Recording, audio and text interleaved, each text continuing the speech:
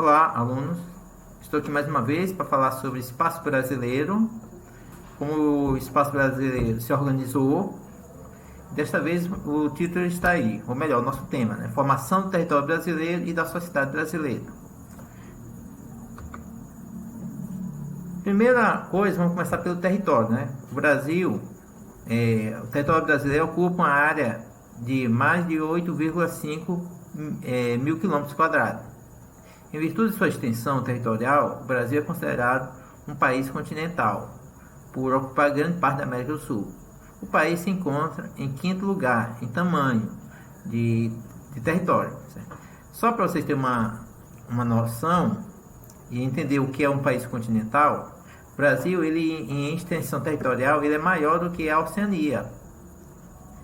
Por isso que se diz que o Brasil tem uma dimensão territorial em tamanho de continente, a extensão continental. Porém, o Brasil não é um continente, ele está dentro do território brasileiro, do território da América do Sul, dentro do continente sul-americano. Desculpa, gente. Repetindo, dentro do continente sul-americano.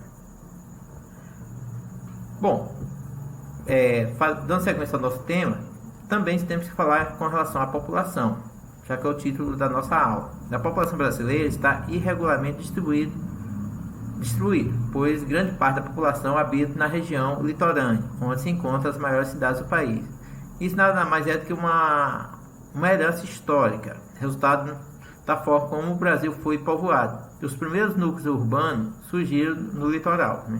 Aqui vocês podem revisar o conteúdo de colonização brasileira e vão perceber que as principais cidades brasileiras, as primeiras cidades brasileiras, melhor, surgiram no litoral, né? Nós temos, por exemplo, São Luís, Recife, Salvador, Rio de Janeiro, João Pessoa.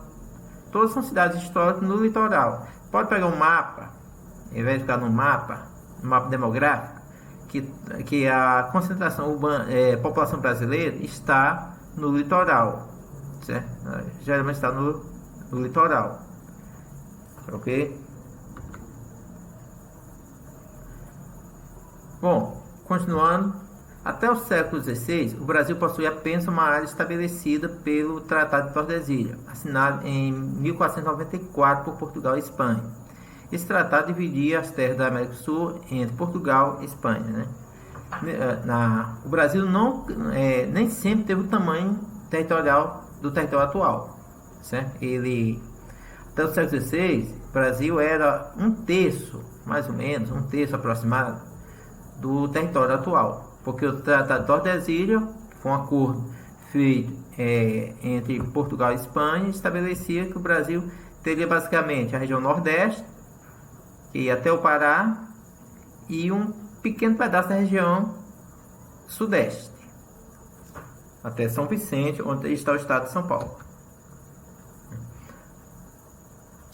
Continuando, gente. No século XVI, a ocupação limitava-se ao litoral, principalmente a atividade econômica desse período foi o cultivo da cana-de-açúcar, para produzir açúcar, gente. Desculpa o erro.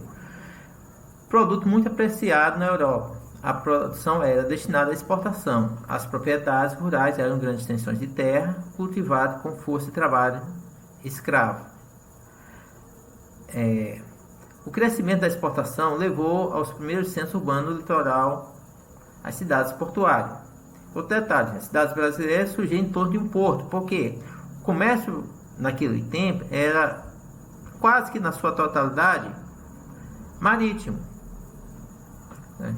Então era o comércio entre Brasil e Portugal, né? E aí vocês vão perceber que todas as cidades que surgiram na época eram portos, não confundir com os portos atuais, já mais modernos, mas eram cidades portuárias. Esses são os primeiros centros urbanos.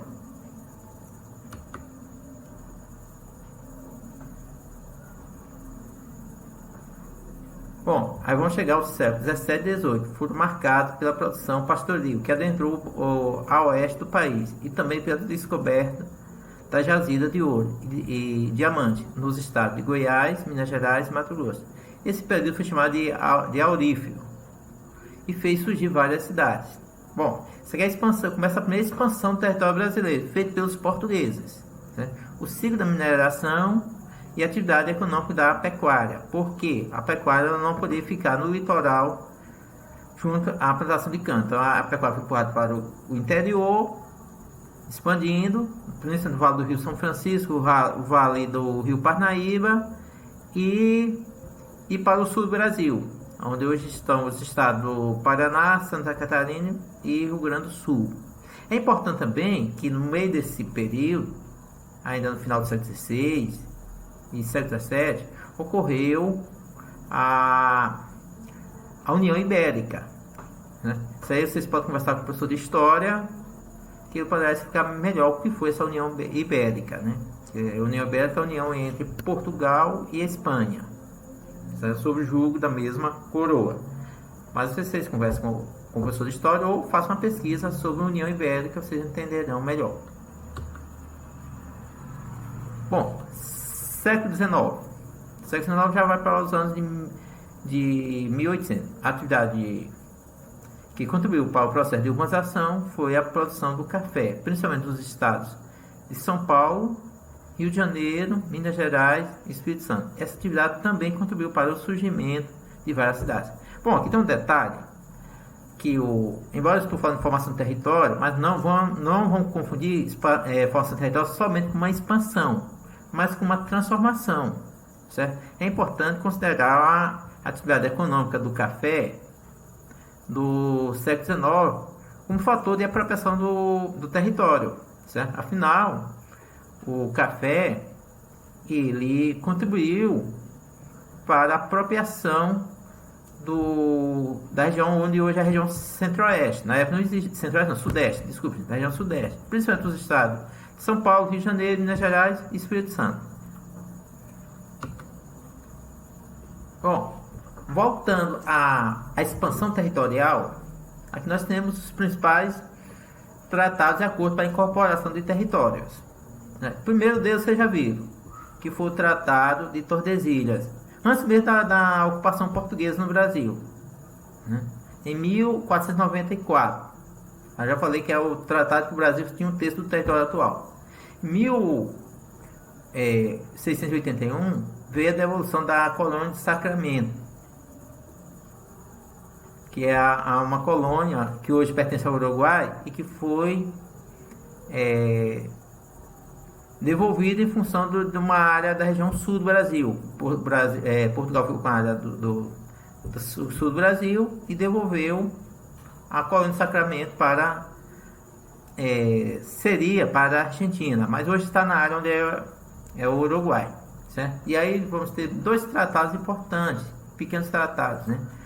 Tratado de Utrecht entre Portugal e França, estabeleceu as fronteiras portuguesas no norte do Brasil.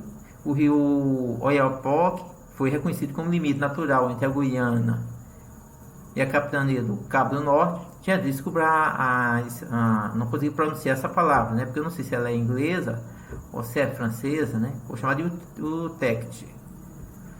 Segundo tratado, no mesmo local, mesmo nome, Utrecht, entre Portugal e Espanha, 1715, tratou da segunda devolução da colônia de Sacramento a Portugal,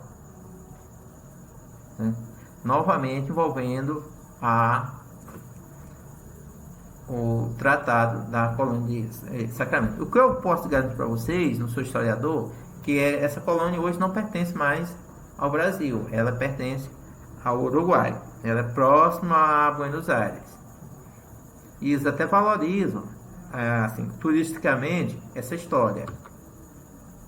Bom, gente, e aqui vem o segundo, depois do Tratado de Tordesilhas, o Tratado de Madrid, o tratado mais importante, porque esse tratado ele anulou o Tratado de Tordesilhas, definiu e redefiniu a fronteira do Brasil e as colônias espanholas, ficando o Brasil quase parecido com o Brasil atual. Isso foi lá em 1750.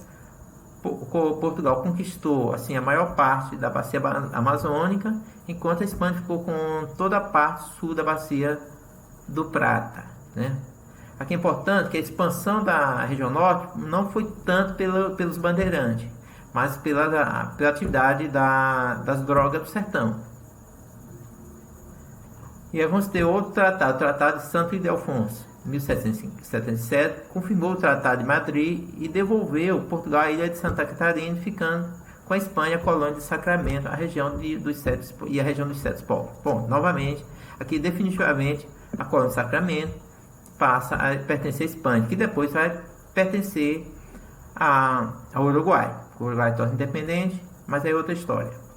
O Tratado de Badajoz, entre Portugal e Espanha, em 1801, incorporou definitivamente os sete povos das missões ao Brasil. Essa aqui é uma parte da região sul, especificamente no Rio Grande do Sul, que pertencia à Espanha e que foi devolvido, entregue ao Brasil, certo? E em 1903, basicamente é o último tratado que fecha as fronteiras brasileiras, delimita para o Brasil atual, que é o Tratado de Petrópolis. Aqui, o Brasil já se encontra independente, certo? Aqui tem a ver com o estado do Acre, certo? Negociado pelo Barão do Rio Branco com a Bolívia, a incorporação ao Brasil, a região do atual estado do Acre.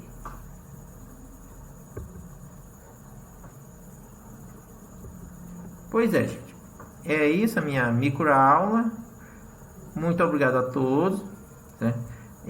Qualquer coisa vocês podem pausar o vídeo, fazer anotações e pesquisar, certo? Não custa nada fazer uma pesquisa sobre os temas aqui abordados. Muito obrigado a todos. Tchau.